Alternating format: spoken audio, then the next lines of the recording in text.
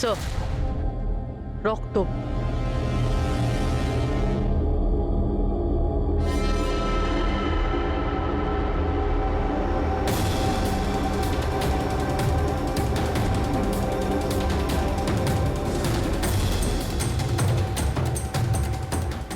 অভিজিৎ,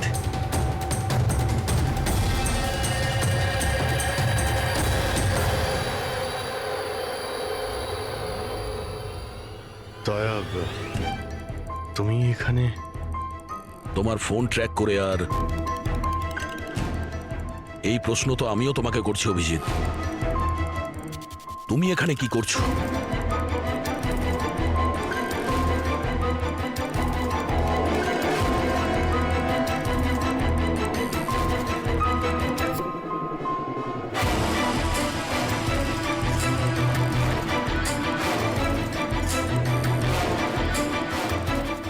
না, এটা আমি আমি আমি বলছি দয়া, এখানে এখানে কি হয়েছিল?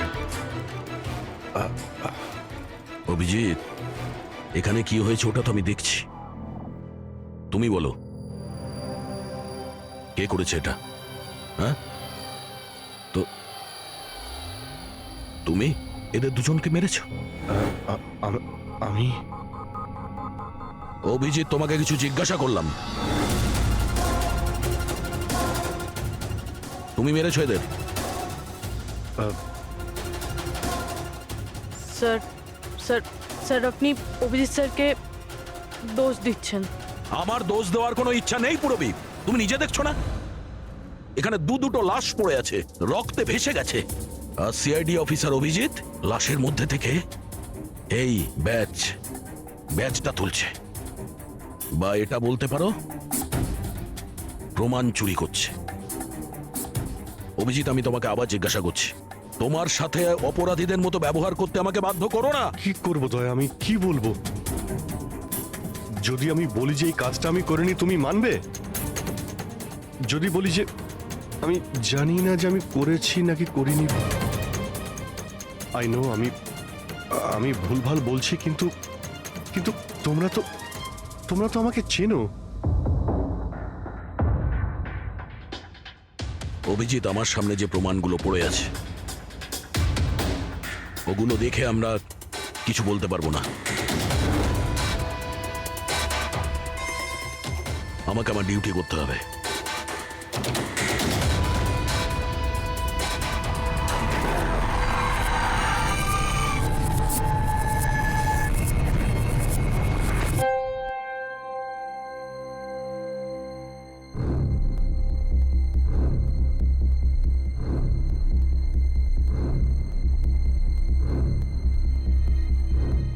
অভিজিৎ, এতক্ষণ ধরে একের পর এক জিজ্ঞেস করে যাচ্ছি তোমাকে, কিন্তু কোনো উত্তর দিচ্ছ না তুমি। হ্যাঁ, তুমি জানো তোমার ওপর কি অভিযোগ আছে? মাথায় কিছু ঢুকেছে? স্যার, ওই এক মিনিট, ব্যাস। তোমার কাছে এটা আশা করিনি। এত কিছু ঘটে গেল, তুমি আমাকে বলনি কেন? আমাকে বলনি দয়া? সালুকে আমাকে বললো, তা নাহলে তো আমি জানতামই না। তা আমি তাই করেছি যেটা উচিত ছিল। বলো অভিজিৎ, তুমি কি এই খুনটা করেছো? অভিজিৎ, তুমি কি এই খুনটা করেছো?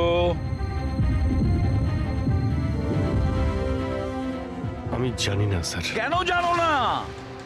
তুমি কেন জানো না? হ্যাঁ, ডিকের বাড়িতে তুমি লুকিয়ে লুকিয়ে ঢুকেছিলে, সেটা আমি সিসিটিভিতে দেখেছি। ওই লাশগুলোর পাশে তুমি দাঁড়িয়েছিলে। এই দয়া তোমাকে এখানে ধরে নিয়ে এসেছে। ডিকে আর বডিগার্ডের উপরে যে গুলিটা চলেছে সেটা তোমার গান থেকে চলেছে, ওই গান থেকে চালানো হয়েছে। আর তুমি বলছো তুমি কিছুই জানো না? আমার চোখের ওপর চোখ রেখে তুমি বলো, বলো তুমি এই খুন করোনি। বলো তুমি এইগুলো কিছুই জানো না। বললাম তুমি জানি না স্যার, আমি কিছুই জানি না স্যার। সরি। কি বলবো আপনাকে, আমি কি বলবো স্যার? যখন আমি বুঝতেই পারছি না যে আমি ডিকের বাড়িতে কেন গিয়েছিলাম, কি করে সমস্ত খুন আমার বন্দুক থেকে হচ্ছে, আমি জানি না স্যার।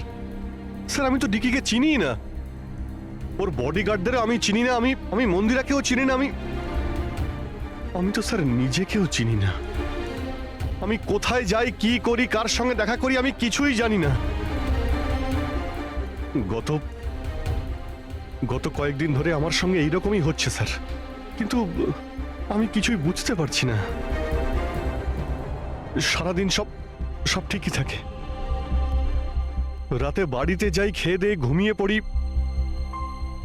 আর যখনই সকালে উঠি তখন অদ্ভুত জামা কাপড় পরা দেখি, অদ্ভুত জুতো দেখি যেগুলো আমার নয়। জানি না কি করে আমার বাড়িতে চলে আসে। ড্রেসগুলো ওয়াশিং মেশিনে ধোয়া হয়েছে, জুতোতে মাটি লেগে থাকে, এমনটা মনে হয় যেন আমি ওগুলো ব্যবহার করেছি, কিন্তু আমি বুঝতে পারি না। নিজেকে খুব ক্লান্ত লাগে, এমন মনে হয় যেন আমি সারা রাত জেগেছিলাম, অথচ আমি কি করেছি আমার কিছুই মনে থাকে না। মনে হয় প্রতিদিন আমার 6 থেকে 7 ঘন্টা হারিয়ে যাচ্ছে, যার ব্যাপারে আমি কিছুই জানি না। আপনি বলছেন আমি ডিকের বাড়িতে গিয়েছিলাম, হতে পারে, কিন্তু আমি জানি না। আমি ডিকে আর ওর বডিগার্ডদের মেরেছি কিনা আমি জানি না। আমি মন্দিরাকে মারার চেষ্টা করেছি সেটাও আমি জানি না। আমি কি করেছি, কেন করেছি, আমি কি করতে চলেছি, আমি কিছুই জানি না স্যার, আমি কিছুই জানি না।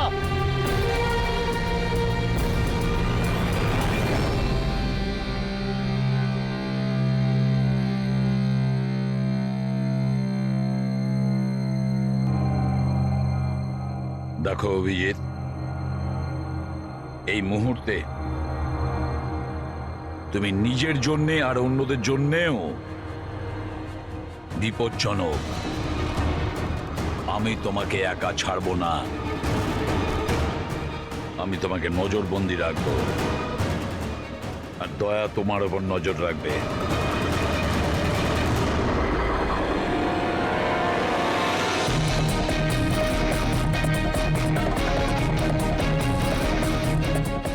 দয়া, স্যার, একটা কথা ভালো করে মনে রাখবে, তুমি নিজের বন্ধুর ওপর নয়, বরং একজন অপরাধী খুনির ওপর নজর রাখবে, এমন একজন লোক যে মানসিক ভারসাম্য হারিয়েছে।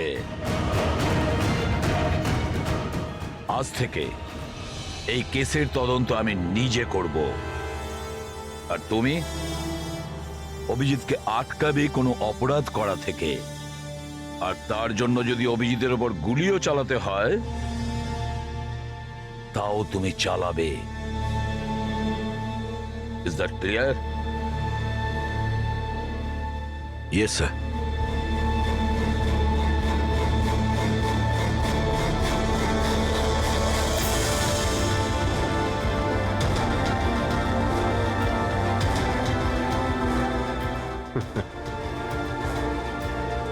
হাত করা পড়িয়ে দাও ভাই।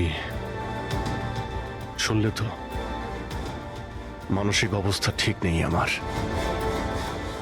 কখন কি করে বসি কিছুই জানি না। আটকাও আমায়, আমার হাতে আরো একটা অপরাধ হওয়ার আগে। আটকাও আমায় ভাই। আপনাদের অফিসার, আপনাদের সিনিয়র সিআইডি অফিসার আমারই প্রাণের পিছনে পড়ে রয়েছে, আর উনি তাদেরকেও মেরে ফেলেছেন যারা আমার সিকিউরিটিতে ছিল। আর আপনি নিশ্চিন্ত হয়ে বলছেন ভয় পাওয়ার কোনো কারণ নেই। ও আপনারই চোখের সামনে সবাইকে মেরে ফেলছে, তা সত্ত্বেও আপনি বলে যাচ্ছেন যে ভয় পাওয়ার কোনো কারণ নেই। আশ্চর্য! আপনি শুধু এটা বলুন, আমি আপনাদেরকে আর কি করে বিশ্বাস করব? আজ আপনাদের একজন অফিসার সিরিয়াল কিলার বেরিয়েছে, কাল আবার অন্য কেউ বেরিয়ে আসবে। মন্দিরা দেবী, অনেক হয়েছে, অনেক কথা বলে ফেলেছেন। আমাদের ইন্সপেক্টর অভিজিৎ একজন সৎ এবং সাহসী অফিসার, নিজের দেশকে রক্ষা করার জন্য, সাধারণ মানুষের রক্ষা করার জন্য নিজের প্রাণও দিতে পারে। সে কোনোদিন খুনি হতে পারে না। হ্যাঁ, ওর বিরুদ্ধে অভিযোগ আছে, 3টে খুনের অভিযোগ আছে। আপাতত এটা প্রমাণিত হয়েছে যে অভিজিৎ নিজের মানসিক ভারসাম্য হারিয়েছে। ও কি করছে ওর মনেই থাকে না। কার সঙ্গে দেখা করছে, কি বলছে, আর যখন নর্মাল হয়ে যায় কিছুই মনে থাকে না। তার মানে এই নয় যে ও একজন খুনি। আমি জোর দিয়ে বলতে পারি যে আপনার জীবন বিপন্ন, আর তাও আপনার এই আত্মীয় স্বজনদের কারণে। এক্সকিউজ মি, সব প্রমাণ আপনাদের অফিসারের বিরুদ্ধে পাওয়া গেছে, আর সন্দেহ আপনারা আমাদেরকে করছেন। হ্যাঁ, আমি সবাইকে সন্দেহ করছি। উনি তো আপনারই অফিসার, আপনি তো ওকেই বাঁচাবেন। এই তিনটে খুনই কিন্তু ইন্সপেক্টর অভিজিতের গান থেকে চলা গুলিতেই হয়েছে। আর আপনি বলতে চাইছেন যে এই কাজটা আমাদের মধ্যে কেউ করে থাকতে পারে? আরে আমাদের কাছে আপনার ওই অফিসারের গানটা কোথা থেকে আসবে? শেখর বাবু, খুব তাড়াতাড়ি আমরা খোঁজ নিয়ে নেব যে ইন্সপেক্টর অভিজিতের গান আপনার কাছে কিভাবে গেল। আর মন্দিরা দেবী, আপনাকে একটা রিকোয়েস্ট করি, 30শে ডিসেম্বর আপনার যে ইভেন্টটা আছে সেটা ক্যান্সেল করবেন না। এই একটাই সুযোগ আছে খুনিকে ধরার জন্য, কারণ খুনি ওই ইভেন্টে নিশ্চয়ই আসবে।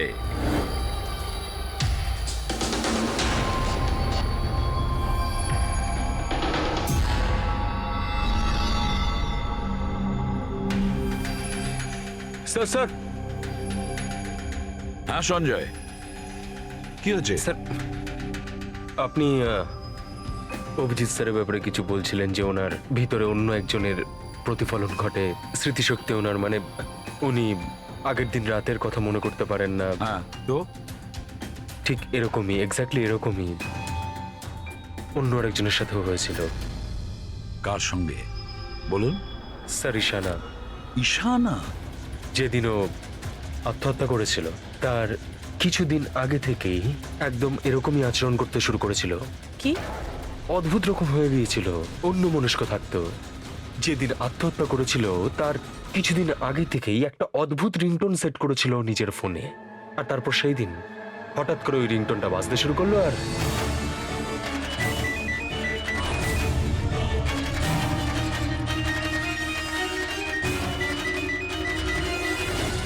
স্যার, ওকে দেখে মনে হচ্ছিল ও যেন নিজের মধ্যেই নেই।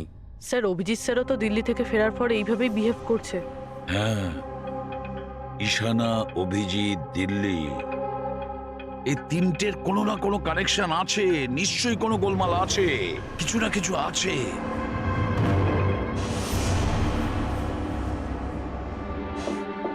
কফি। আরে খেয়ে নাও ভাই, কিছুই মেশাইনি। আমি এখানেই আছি, পালিয়ে যাচ্ছি না। অভিজিৎ, তুমি এই কথাগুলো লুকিয়েছো কেন আমাদের থেকে? লুকোতে হয়েছিল ভাই, কি করব আমি? আমি কিছুই বুঝতে পারছিলাম না যে আমি কি করব, আমার সঙ্গে কি হচ্ছে। যেখানে আমি নিজেই কনফিউজ, আমি সেখানে কি বলবো তোমাকে? সেই জন্যে, আর কোনো ব্যাপার নয়। আমার ওপর ভরসা ছিল না নাকি?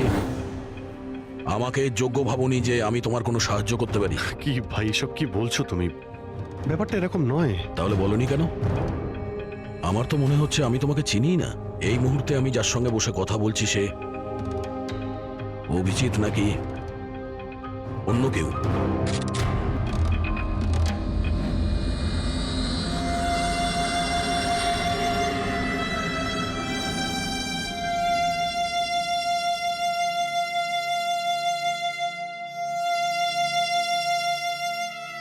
আমি তোমার কোনো ক্ষতি করব না।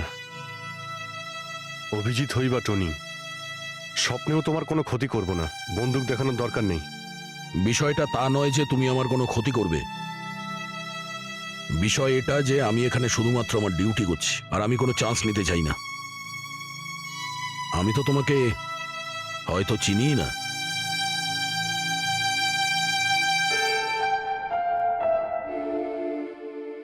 ঠিক আছে, তুমি যখন বুঝতেই পারছো না আর কি বলবো।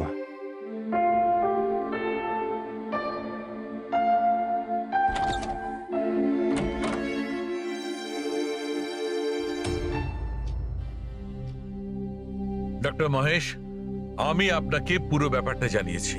এবার আপনি বলুন আপনার কি মনে হচ্ছে? দেখুন, এক্ষুনি আপনারা যেটা বললেন যে এই অভিজিৎ আর ঈশানার ব্যাপারে, এটার থেকে তো একটা ব্যাপার একদম পরিষ্কার যে দুজনের কন্ডিশনই একদম সমান। Artificially induced split personality. এটাকে যদি সোজা ভাষায় আপনাদের বোঝাই তাহলে এই কন্ডিশনে পেশেন্টের মস্তিষ্কে তার এই নিজের ব্যক্তিত্ব ছাড়াও অন্য আরও একটা ব্যক্তিত্ব প্ল্যান্ট করা হয়, যেটা কোনো বিশেষ কারো আদেশ বা নির্দেশ অনুযায়ী চলাচল করে। আর এটাকে এমনভাবে সেট করা হয় যাতে ওই ব্যক্তিত্ব বিশেষ ধার্য করা সময়ে বিশেষ ধরনের ট্রিগার পেলে ওই ব্যক্তিত্বকে সম্পূর্ণ প্রভাবিত করে। আর যতক্ষণ এই প্রভাব চলতে থাকে সে পুরনো ব্যক্তিত্বের বিষয়ে না তো কিছু জানতে পারে আর না তার সেই পুরনো ব্যক্তিত্ব সম্বন্ধে কিছু স্মরণে থাকে। এটা হলো মানুষের মস্তিষ্ক।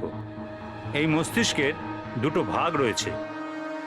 সচেতন মস্তিষ্ক মানে কনসাস স্টেট অফ মাইন্ড, যার মধ্যে আমরা এখন আছি।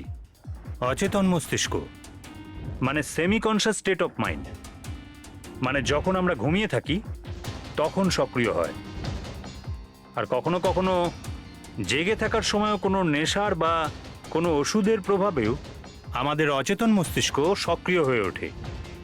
সচেত আর অচেত দুটো অবস্থাতেই মস্তিষ্ক ভিন্ন ভিন্ন কাজ করে, কিন্তু এই অবস্থাতে দুটো মস্তিষ্কই যা চিন্তা করে, কোনো কথা বা কোনো স্মৃতি সব সেভ করে নেয়।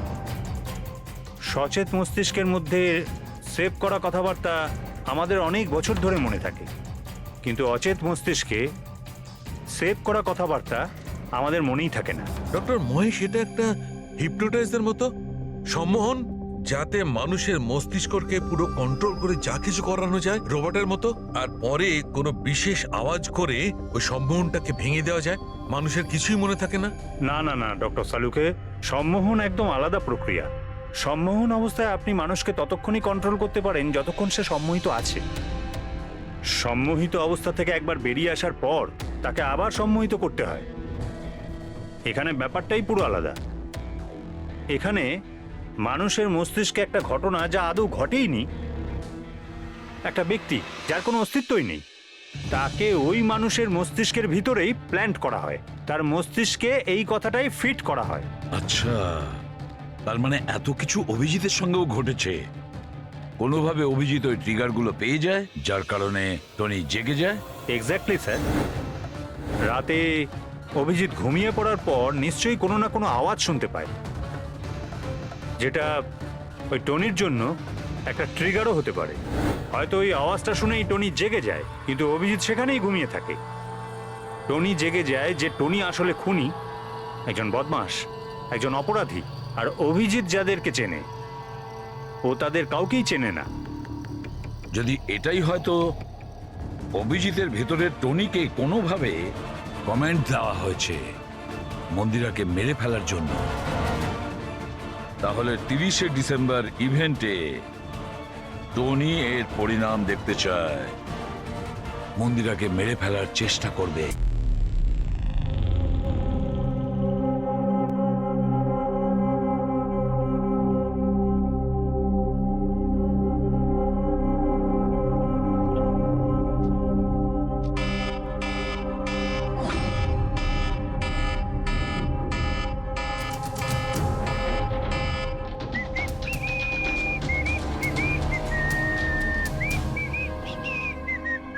অভিজিৎ,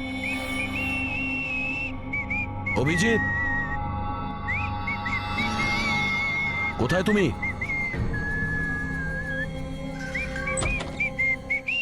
অভিজিৎ, অভিজিৎ, ওই শুনতে পাচ্ছ না?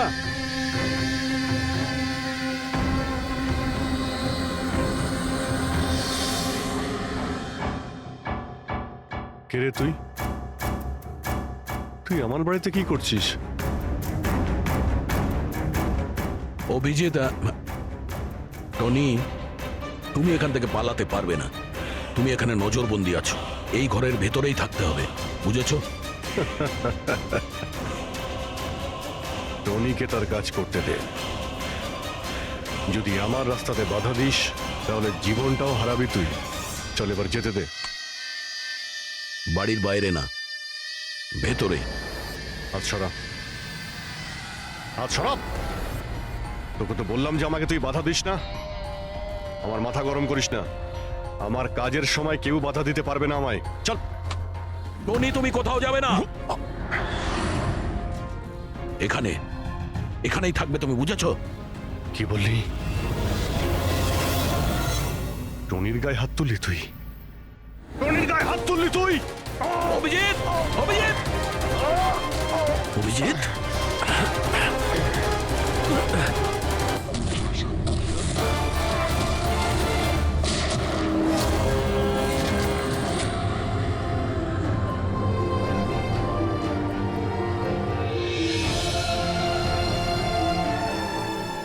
স্যার দয়া, কি হয়েছে? কি হয়েছে দয়ার স্যার? এরা বলছে যে আমি নাকি ওকে। দয়া। না অভিজিৎ, তুমি ভেতরে যেতে পারবে না। তুমি দয়ার প্রাণ নিয়েছো, তোমাকে আমরা গ্রেপ্তার করছি।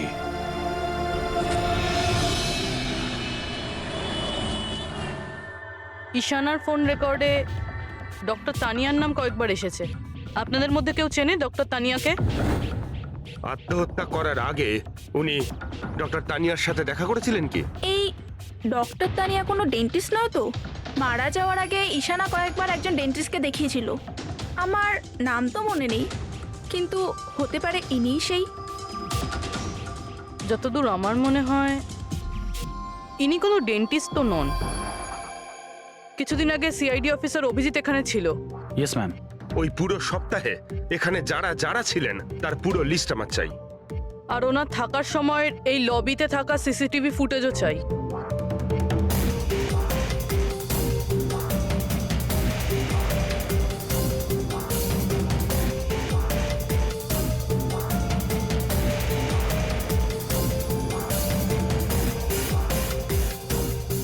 এক মিনিট পজ করুন। এই মহিলাকে যার সাথে অভিজিৎ স্যার কথা বলছে? পুরবি, এই লিস্টটাতে ডক্টর তানিয়ার নাম আছে। উনি এখানেই ছিলেন যতদিন অভিজিৎ স্যার এখানে ছিলেন। মনে হচ্ছে ওই মহিলাই। কি নাম এই মহিলার? ম্যাম, ডক্টর তানিয়া সপ্তাহখানি ধরে এখানেই ছিলেন। স্যার, এই তানিয়ার সাথে দেখা করতেই হবে। স্যার, তানিয়া মুম্বাইয়ের প্যারাডাইস হোটেলে রয়েছে। টিকিট পাবো না আমি মানেটা কি? লুক, আমাকে এক্ষুনি ইন্ডিয়া থেকে বাইরে যেতে হবে। Do you understand? Yes. Doctor Tania? হ্যাঁ, আপনি কে? ঈশানার বন্ধু, সিআইডি অফিসার পুরবী।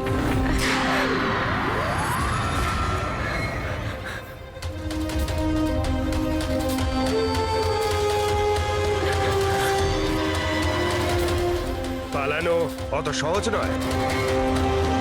কোথায় পালাচ্ছেন তানিয়া দেবী? কি কি চানটা কি আপনারা? অভিজিতের সঙ্গে কি করেছেন আপনি?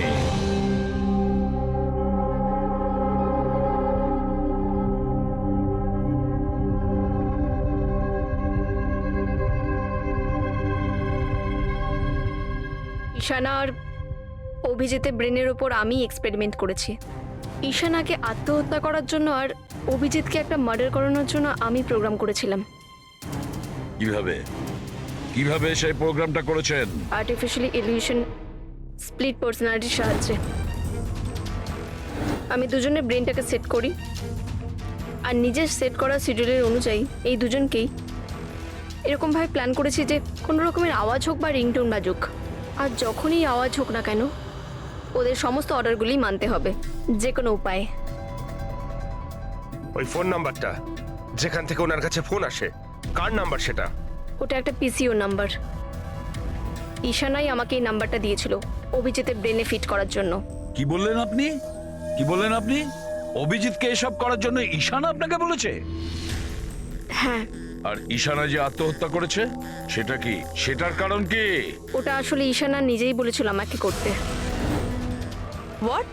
হ্যাঁ, বলেছিল তো ঈশানাই, বাট আই এম শিওর নিশ্চয়ই এর পেছনে কোনো না কোনো কারোর হাত আছে, যার বিষয়ে আমি জানি না। কেন? সে কেন এগুলো করবে? হয়তো ওর কোনো দুর্বলতা ছিল। যে করেই হোক অভিজিৎকে ওই পরিস্থিতি থেকে বের করতে হবে। নিয়ে চলো একে। চলো। ও বাইরে বেরোতে পারবে না। কেন? আমি অভিজিতের ব্রেনকে প্রোগ্রাম করেছি। সম্মোহন নয়, যে ইচ্ছে হলো আর ভেঙে দিলাম। আমি অভিজিতের ব্রেনের মধ্যে একটা খুনিকে প্ল্যান করেছি, টনিকে।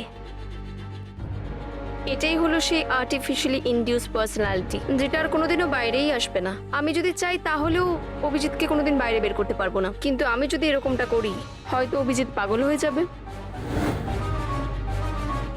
বা ও মারাও যেতে পারে। মানে যখনই ট্রিগার হবে টনি মন্দিরাকে মেরেই ছাড়বে, আরও ততক্ষণ থামবে না যতক্ষণ না সত্যিকারের মেরেই ফেলছে মন্দিরাকে। আর এসবের মধ্যে যে আসবে সেই মারা যাবে। মন্দিরাকে মারার জন্য ট্রিগারটা কি কি ট্রিগার আছে অভিজিতের জন্য? ঈশানার কেসে ট্রিগার ছিল একটা রিংটোন, আর অভিজিতের কেসে ট্রিগার হলো একটা রিমাইন্ডার টোন, একটা বিশেষ ধরনের বিপ, যেটা আমি অভিজিতের মোবাইলে সেট করে দিয়েছি। হ্যাঁ, অভিজিৎ মন্দিরাকে কিভাবে মারবে? কি প্রোগ্রাম সেট করেছো তুমি বলো? ততক্ষণ মন্দিরাকে ছুরি দিয়ে স্ট্যাপ করতে থাকবে যতক্ষণ না ও মন্দিরের অনেক রক্ত দেখে ফেলছে। কটা নাগাদ প্রোগ্রাম সেট করা হয়েছে? 10টা নাগাদ। মাই গড, 2 ঘন্টা বাকি আছে। গ্রেপ্তার করো একে।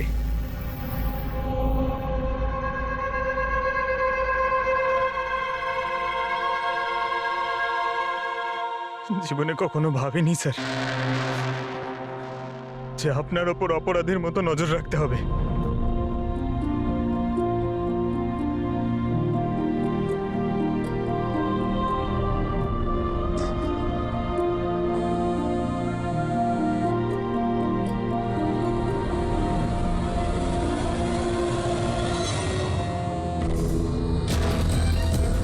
পঙ্কজ, ড্যাম ইট, ফোনটা ধরো।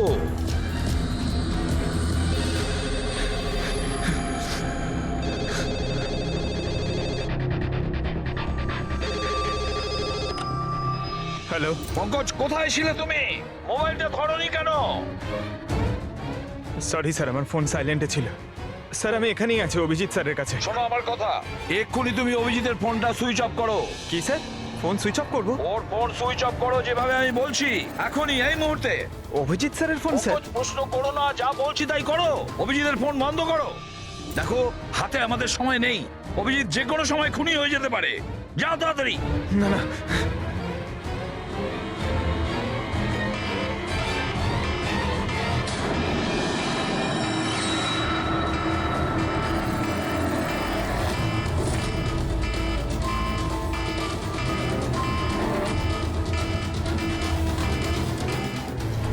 বেজে গেল, কি করি?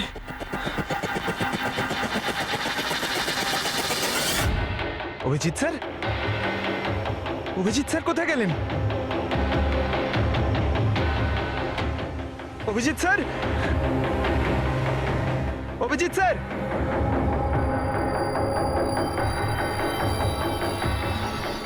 স্যার! তুই আমাকে আটকে রাখবি? হ্যাঁ, আমাকে আটকে রাখবি তুই? টনিকে? হ্যাঁ, টনি আর টনির কাজের মাঝে যে আসবে তাকে মরতে হবে, মরতে হবে তাকে।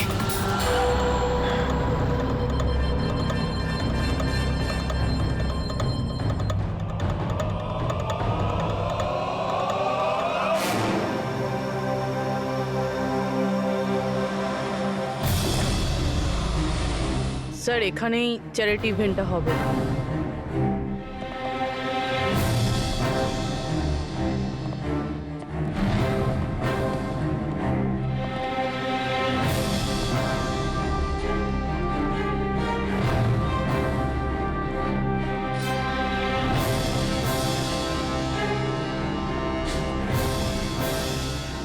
আপনারা এখানেই দাঁড়ান please.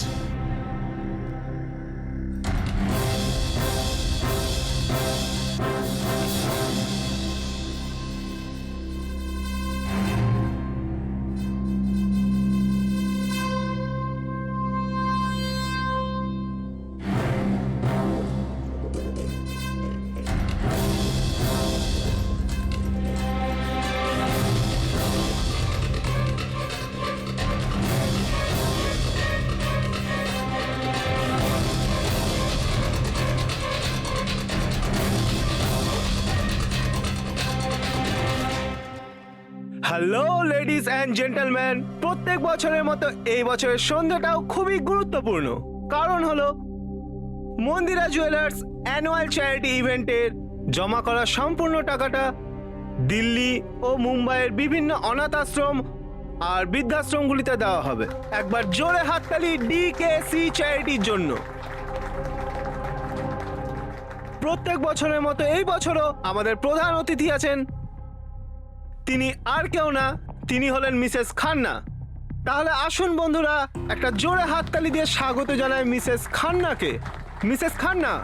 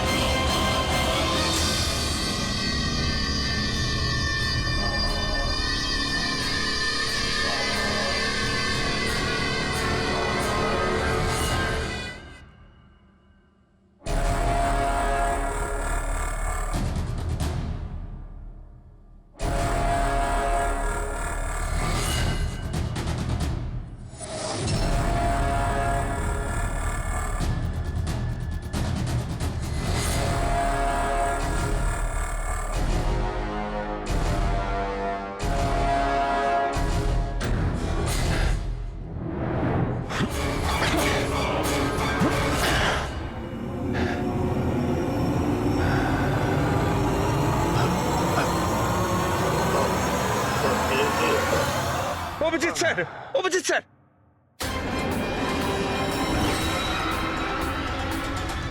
Sir, sir, lights on. Sir, sir, Abhijit ঠিক আছে? স্যার, স্যার, ওকে তাড়াতাড়ি নিয়ে চলো, তাড়াতাড়ি এসো।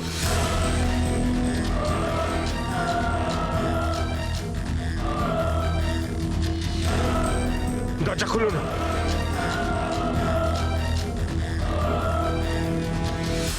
মন্দিরা দেবী, টনি তার মিশন কমপ্লিট করেছে মন্দিরা দেবীকে মারার। আর আমাদেরকে ভরসা করার জন্য আপনাকে অসংখ্য ধন্যবাদ। আপনারা সবাই আমাকে এখানে আনলেন কেন? আমার তো এখন স্টেজে থাকা উচিত। ম্যাডাম, আমাদের একটা প্ল্যান আছে। প্ল্যান? রবি,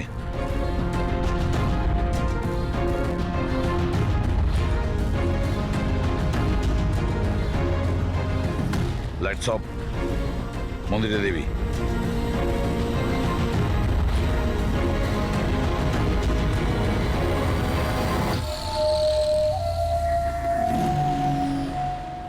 আর আপনার প্রশংসা না করে পারছি না। Thank you. মম, তুমি ঠিক আছো তো? এসব কি? আপনারা আমাদের গ্রিন রুমে লক করে কি করতে চাইছিলেনটা কি? আসল খুনি তো অন্য কেউ, তাই না? স্যার, আপনি সবকিছু মায়ের জীবনের ঝুঁকি নিয়ে করেছেন। যদি সত্যিই মায়ের কোনো ক্ষতি হয়ে যেত তাহলে? এতে তো সত্যি ভীষণ বড় রিস্ক ছিল স্যার, বাট আই হোপ এবার বিপদ কেটে গেছে। বিপদ এখনো কাটেনি, কারণ এই খেলার আসল মাস্টার মাইন্ড এখনো ধরা পড়েনি। গল্প এখনো অনেক বাকি আছে।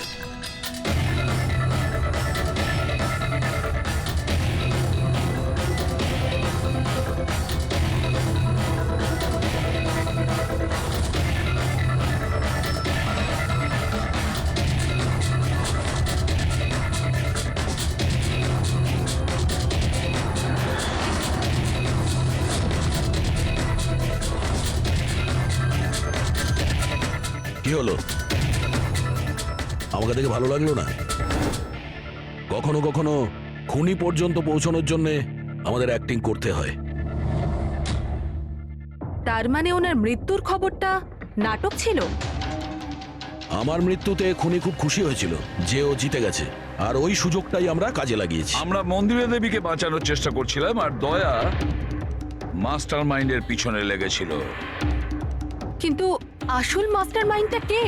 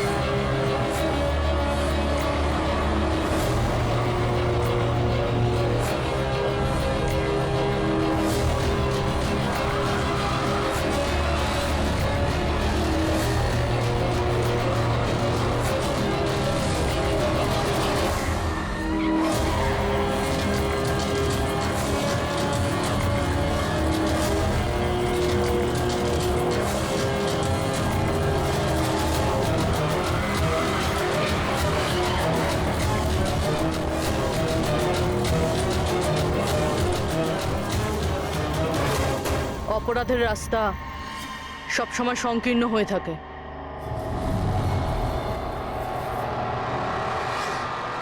তুমি এটাই ভাবছো যে আমরা কি করে জানলাম যে তুমি খুন করেছো? আমরা তো এটা জানতাম যে এই মাস্টারমাইন্ড মন্দিরা দেবীর নিজেরই কোনো লোক। তাই আমার মৃত্যুর পরে আমি সব থেকে আগে এটা খোঁজ নিয়েছি যে আপনাদের মধ্যে কে সে যে অভিজিৎকে চিনতো বা দেখা করেছেন। তারপরে আমার মনে এলো যে ক্রাইম ব্রাঞ্চের সেমিনারের জন্য অভিজিৎ দিল্লি গিয়েছিল। ওই সেমিনারে আসা লোকেদের লিস্ট যখন আমি দেখলাম তখন জানলাম যে কায়রাও গিয়েছিল। ক্রিমিনাল সাইকোলজির স্টুডেন্ট কায়রা। আর তানিয়াকে জিজ্ঞাসাবাদ করার পরে আমরা জানতে পারলাম যে ঈশানাই এই সমস্ত কাজ করতে বলেছে। ওই সময় ঈশানার মা সরকারি হাসপাতালে অ্যাডমিট ছিলেন, আর তার কিছুক্ষণের মধ্যেই ঈশানার মাকে বেসরকারি হাসপাতালে যেখানে অ্যাডমিট করা হয়েছিল সেখানকার পুরো খরচ মিস কায়রা করেছিল। আর সবচেয়ে বড় ক্লু ওই পিসিও, যেখান থেকে অভিজিৎ স্যারের কাছে অর্ডার আসতো। দয়া স্যার সেখানে নজর রেখেছিল, আর সেখানেও তোমাকে দেখা দিয়েছিল। Okay fine, I give up. মেনে নিচ্ছি যে আপনারা খুবই স্মার্ট, কিন্তু স্যার এই কথাটা তো আপনিও মানবেন তাই না, যে আমিও অনেক স্মার্ট? হ্যাঁ, স্মার্ট তো তুমি বটেই। ক্রিমিনাল সাইকোলজির একজন ব্রিলিয়ান্ট স্টুডেন্ট, যে সৎ মায়ের থেকে নিজের পুরো পরিবারের খুনের বদলা নিতে চেয়েছিল। লোকেদের মস্তিষ্ক নিয়ে খেলা করা আর তাদের নিজের চক্রব্যূহে ফাঁসানো, এটাই এনার বিশেষত্ব। তাই আমি ভাবলাম যে এনাকে এনারই পদ্ধতিতে মেরে দিলে কেমন হয়।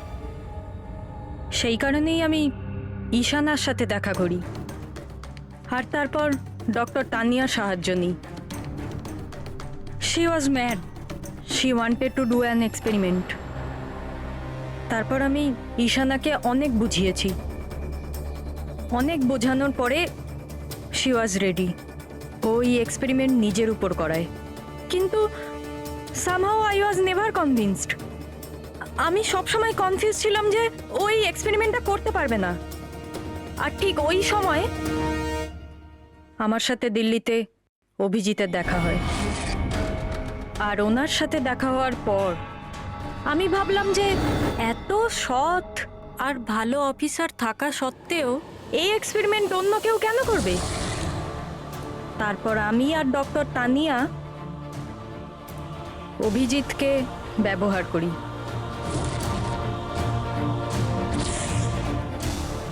আর আমার এক্সপেরিমেন্ট ওর ওপরে করি। আর ঈশানা আমাদের কোনো কাজে ছিল না, তাই ওকে আমাদের রাস্তা থেকে সরিয়ে ফেলি। ডিকে আর ওই দুজন বডিগার্ড, ওরা তোমার কি ক্ষতি করেছিল? ওদেরকে কেন মেরেছো? এটা এই কারণে করেছি যাতে সমস্ত দোষ অভিজিতের উপর চলে আসে। আর অভিজিতের গান থেকে বুলেট নেওয়ার জন্যে টনি ছিল তোর মাথার মধ্যে। হি ওয়াজ দেয়ার। তুমি এতটা নিচে নামতে পারো কায়রা, আমি কখনো ভাবতেও পারিনি। এবার জানতে পেরে গেছো তো?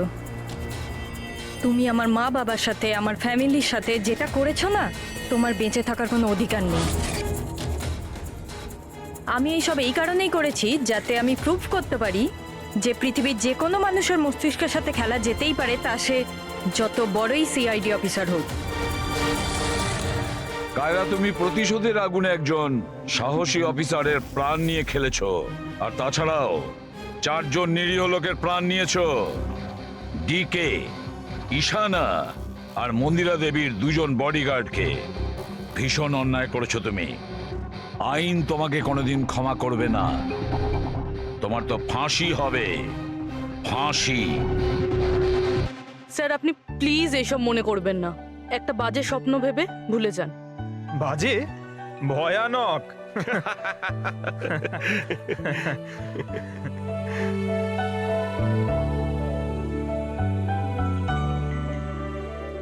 বস, হ্যাঁ বলো সালুকে, বলো। কেস তো সলভ হলো। হ্যাঁ, কেস তো সলভ হলো, কিন্তু কিন্তু কি? বস, অভিজিতের মস্তিষ্কে যে টনিকে প্ল্যান্ট করা হয়েছিল, সে উদ্দেশ্যটা সফল হয়েছে। তারপরে এখন আর কেউ ট্রিগার ধরবে না, ওর কানের সামনে কেউ গান করবে না, যার কারণে অভিজিৎ টনি হয়ে যেত। হ্যাঁ হ্যাঁ, কিন্তু বস, কিন্তু কি? বস, কথাটা এই, টনি অভিজিতের মস্তিষ্ক থেকে কখনো যাবে না। কি? টনি অভিজিতের পার্সোনালিটির অংশ হয়ে গেছে বস। কেউ জানে না যে কবে, কখন, কোথায় সামনে এসে যাবে।